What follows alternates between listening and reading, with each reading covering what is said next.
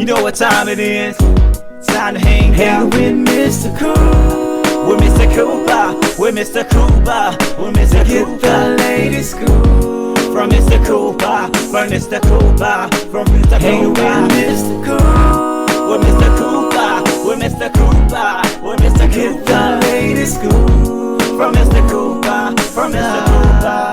Yeah.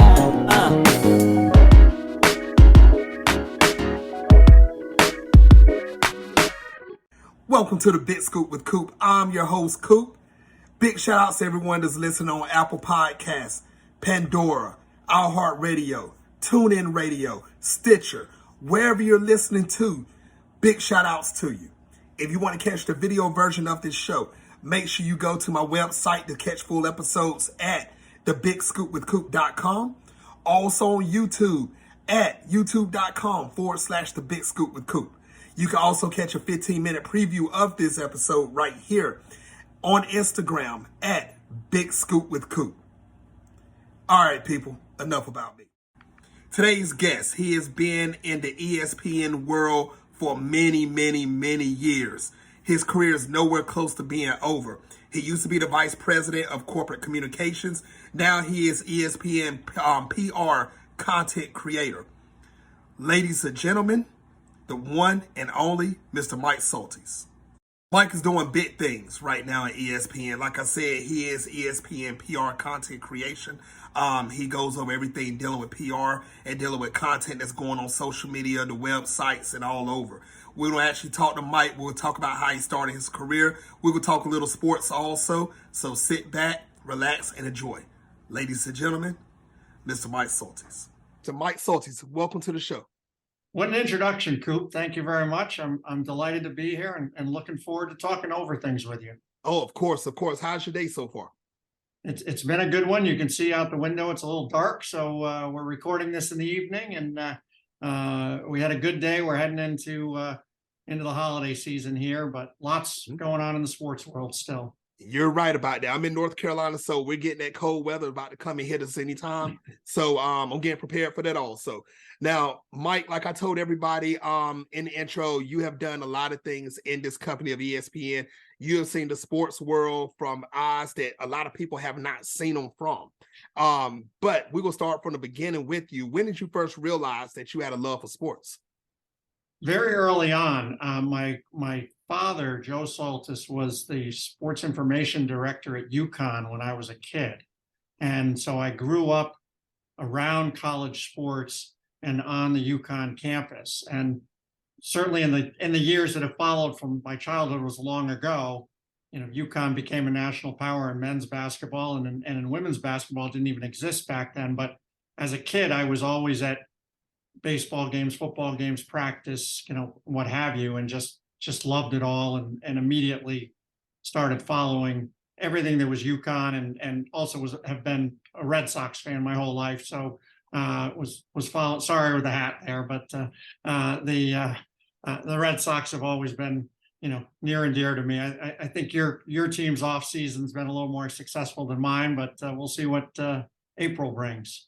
That's true. That's very true. Now, don't let the hat fool you, because I'm wearing this hat because my wife bought it for me for my birthday. All right. In March. I'm actually a Mets fan.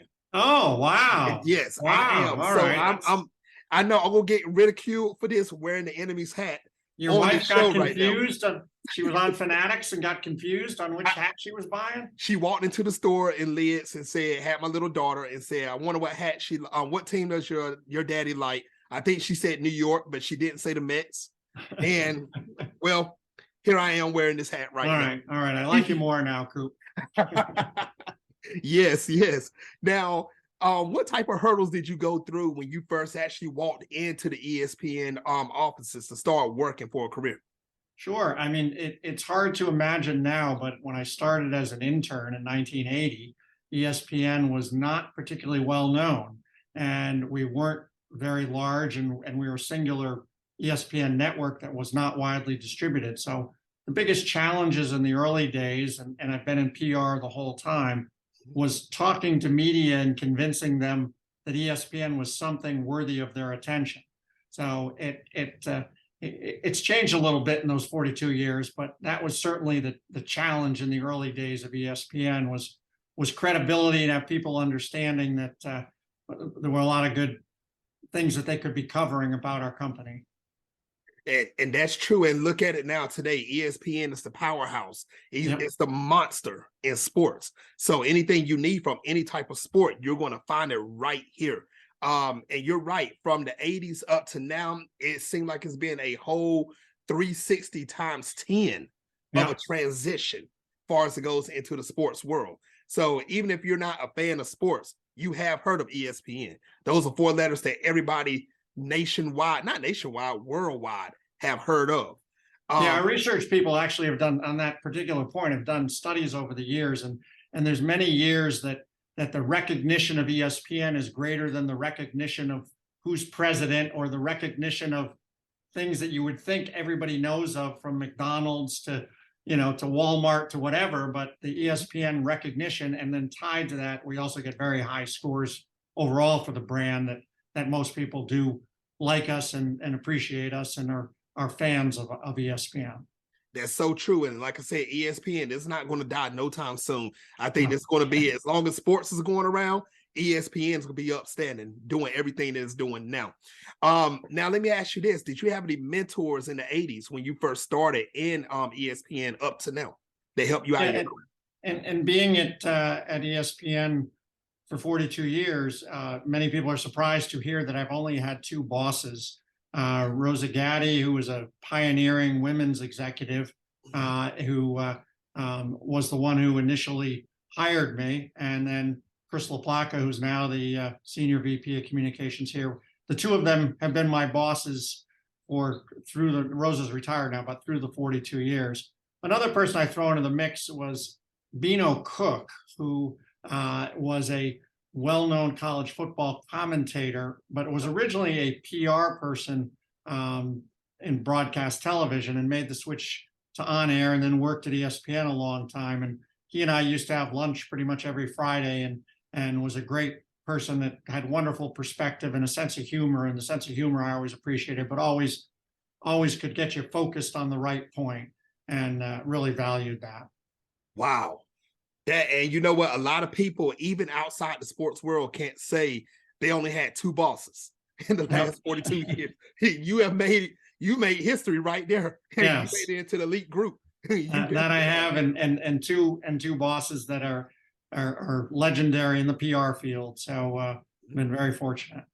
That's what I'm talking about. Now, Mike, how excited were you when you actually received that role of Vice President of Corporate Communications through your career at ESPN?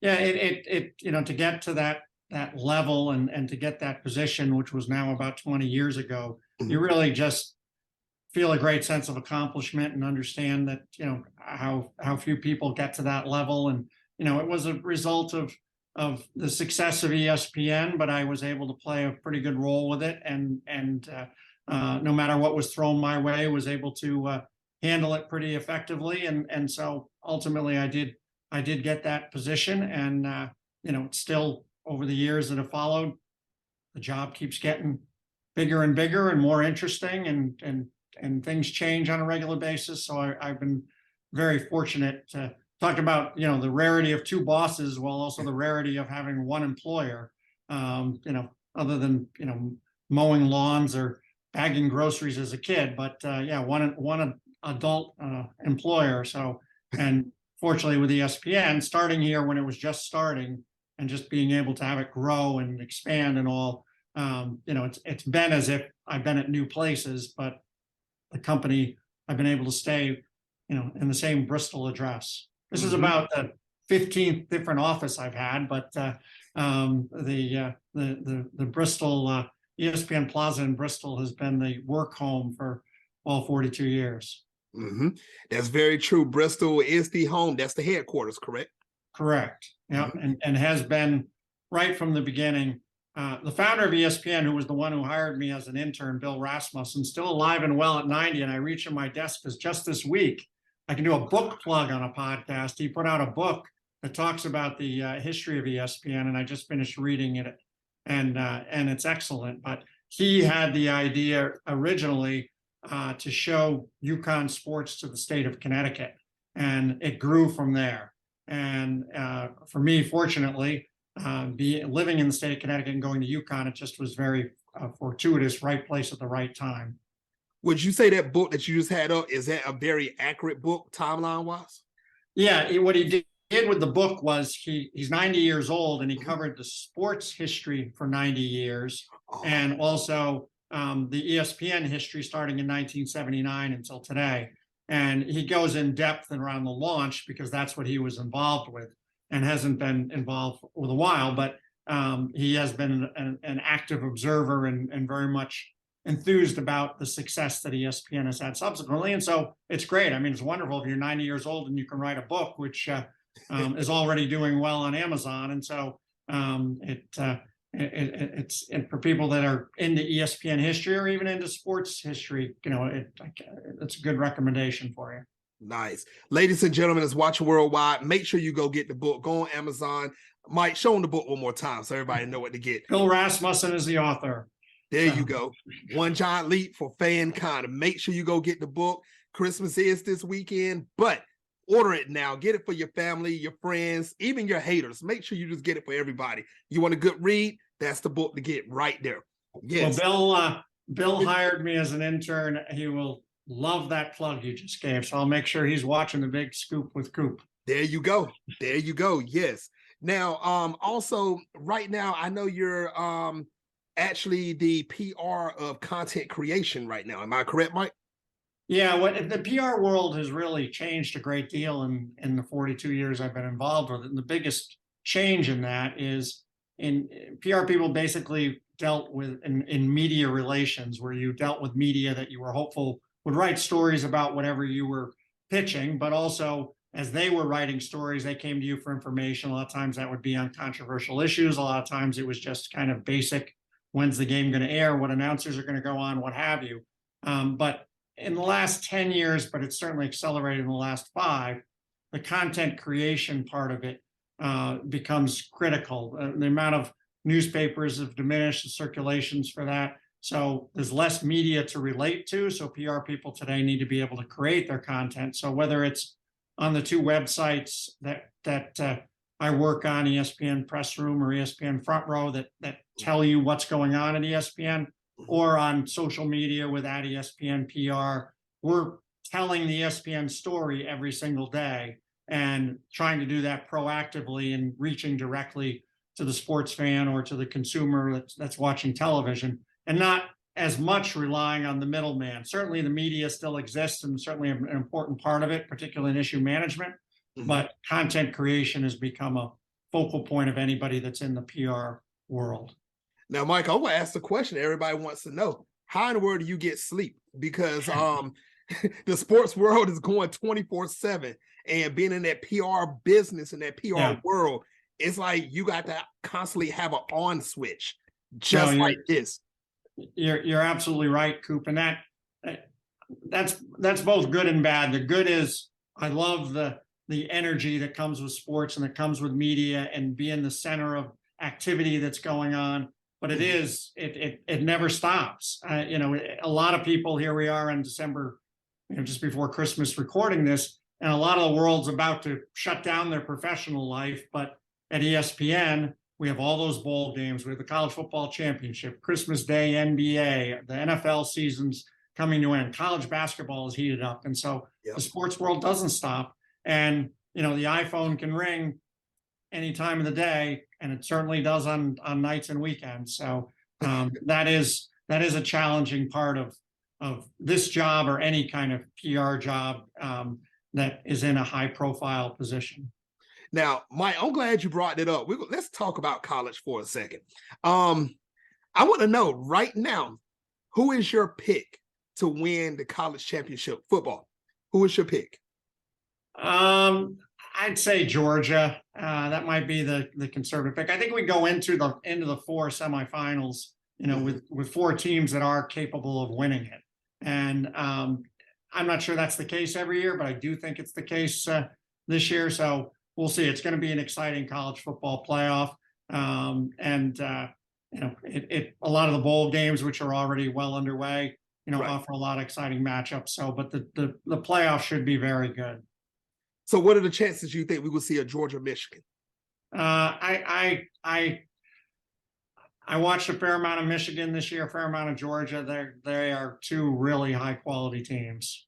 Yeah, I agree. I agree. And since I'm in North Carolina, so I was born, I'm jumping to basketball real quick. So, all right, good. Yes. So with me, I'm a Tar Heels fan.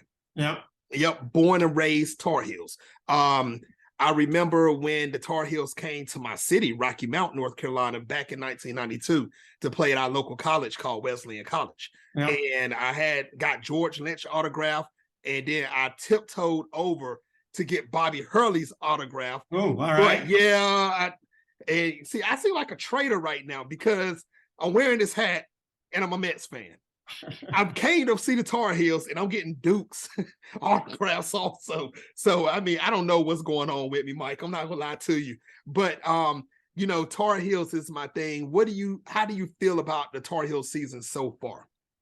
Well, the great thing about the Tar Heels is, and having been here as long as I've been here, pretty much every year they are going to deliver a big audience in college basketball. Certainly when they play your not favorite team, Duke, but really throughout the season, there's a handful of teams that are going to get a big audience whenever they're on, and the Tar Heels are one of a small group that always deliver. And from a TV standpoint, that's what you want. Duke does, of course.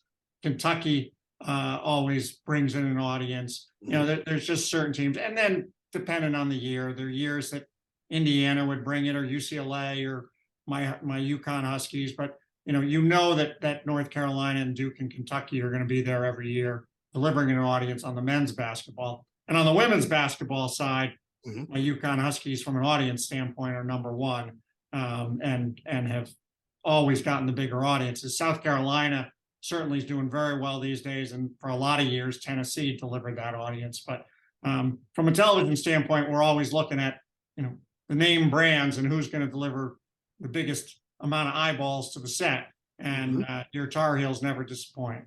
That's very true. But I got to give a shout out to UConn also, because the women, like you said, they have it on lock like every season. I don't know what secret practice y'all got going on the off season, and I know you're not supposed to practice on the off season, but I'm just saying, you guys come out the ladies come out like they never stop, they never miss a beat, regardless if the roster change or not. And ESPN is always delivering amazing stats every game, every day, every sports center. And the UConn women have not lost back-to-back games. I just saw this on ESPN the other day. They have not lost back-to-back games in 30 years. I mean, that is an unbelievable sports accomplishment. That sports is about having debates and things. I'd love to have the debate with someone who gives me a better streak than that. That's tough to top. Well, I mean, you might as well cancel the debate show, because after the intro and you say that, go to commercial, show over. There's no comeback on that. There's definitely no comeback on that. Yeah.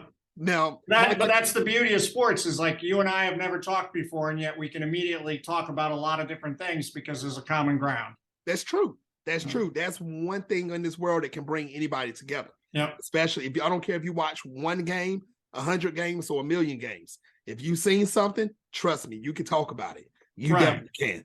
Now, I do want to talk about this real quick also. Franco Harris, it did get announced that, he passed away. What was your memories of Franco? Because you've been around, like I said, the sports world for the longest. What is your memories? Well, I mean, like everybody else, the Immaculate Reception, and it's been called the greatest play in NFL history. But one a little aside was back in 1984, when ESPN was not particularly well known, we threw a 5th anniversary party for ourselves and went about inviting lots of sports figures, and ESPN was not what it is today, and we weren't really paying money for anybody to come to our 5th anniversary party, and Franco Harris was by far the biggest star that came. So always have had a warm spot for him. Our reporter happened to, the day before he passed, to have an interview with Franco, and so and said he was as kind and generous with his time as he always has been, and when someone in the sports world passes, it always is a a great opportunity to kind of gather around ESPN and look at all the great success that they had, but you always get these wonderful stories that people tell. And that's what's been on my TV throughout the day today. It's nice when you leave that kind of mark on the world as he did. That's very true. That's definitely true. It kind of reminds me of my favorite team, Washington. And don't laugh at me, people just watching worldwide. Yes, I've been a Washington fan since '88, so I'm not going to change. When Sean Taylor passed away, the same type of respect that's given out now for Franco, it seemed like that's what we got for Sean also. So big shout outs to the Steelers, big shout outs to everyone, to Franco Harris family also. If you're watching this worldwide, your prayers is right here. I'm praying for you and the family. Definitely am. Now, Mike, I do want to ask you this now. What other athletes, you don't have to name all of them, what other athletes have you seen walk through the ESPN building that caught you by surprise through your time working? Yeah, there's individual ones that, that being the Red Sox fan, when I had the opportunity to meet David Ortiz, I mean, that's a great thing. The one that really stuck with me, it wasn't at our offices, but we did an event in Washington, D.C. at the Capitol in 1999. We had a series called Sports Century, which a lot of sports fans that are old enough will remember that, and really looked at all the great athletes and events of the 20th century. And we did an event at the U.S. Capitol to commemorate that and invited Muhammad Ali. And it was just so impressive. He got there early and did magic tricks where he was like pulling a Kleenex out of my ear and things.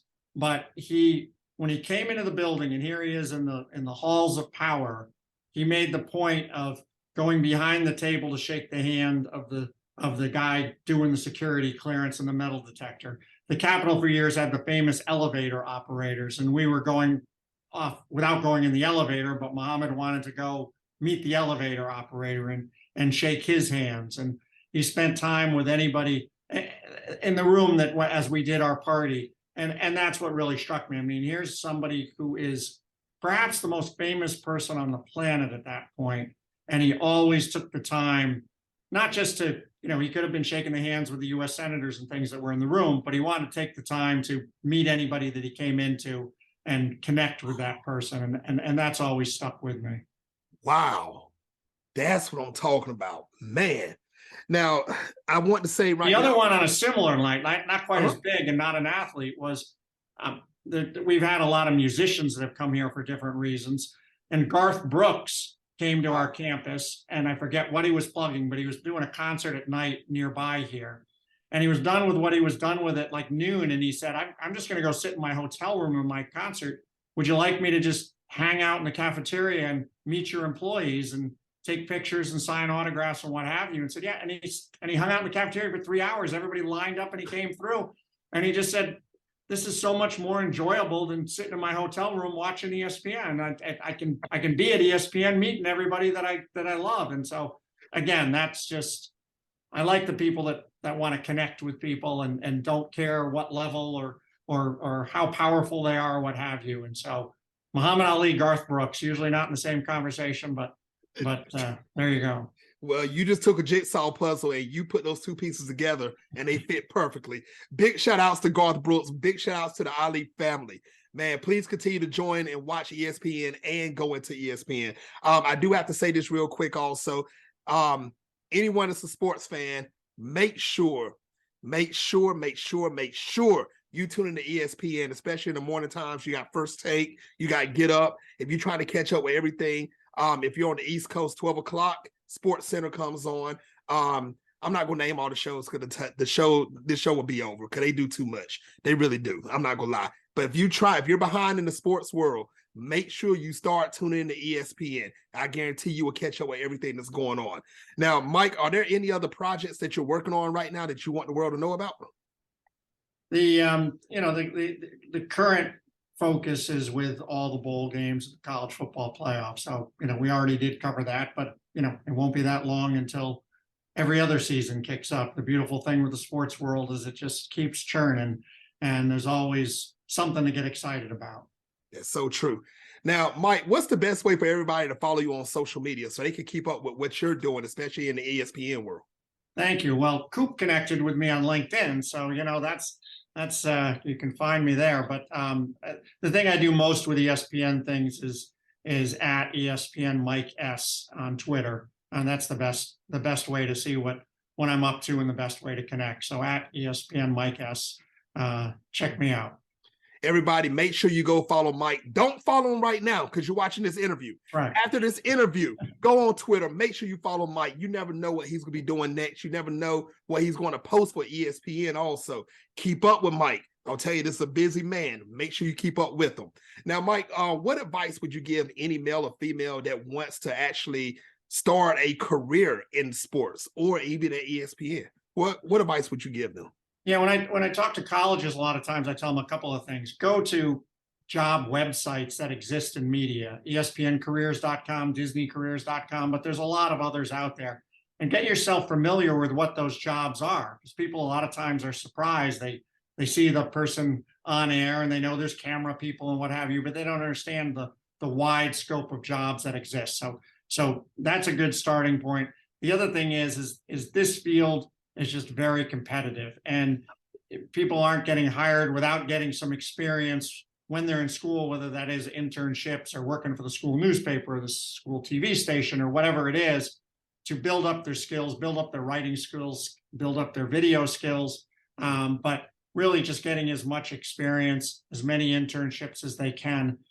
So when they are applying to a job at ESPN or any number of other places that are out there in the sports world, that can be a lot of fun to work at, that their resume is going to be differentiated from everybody else. And there can be hundreds or thousands of people applying for that job that you have an interest in. Ladies and gentlemen, go fill out a position. If you can get your foot in the ESPN, this is not a job. I'm trying to tell you, this is a career that you can make out of this. If you're a fan of sports, you love sports, you like being in front of the camera, you like talking, you like writing, I don't care what sport it is. Get in the ESPN. This is it right here. If you're an accountant, and you want to balance the books, we've got books to balance just like any other company does. So there are, we have HR people and lawyers and finance people, et cetera. So there is a lot of different kind of opportunity. Go check out the job board. Make sure you do it right now. No, I'm going to stop saying right now. You're not leaving this interview till this interview is over. After this interview, go follow Mike on Twitter. Then go check out the job board on ESPN. Now, Mike, this is the last segment of the show. It is called Take the Floor. You have up to 2 minutes to say whatever you want. No questions asked. Mike Soltys, take the floor. Thank you, Coop. I would say we've talked a lot about my career, but really, if you're going to have happiness in life, you want to make sure that you got a good relationship with your family. I'm blessed. I've been married with my wife, Teresa, for 40 years. We have 4 now adult children, are all wonderful people and doing well in life.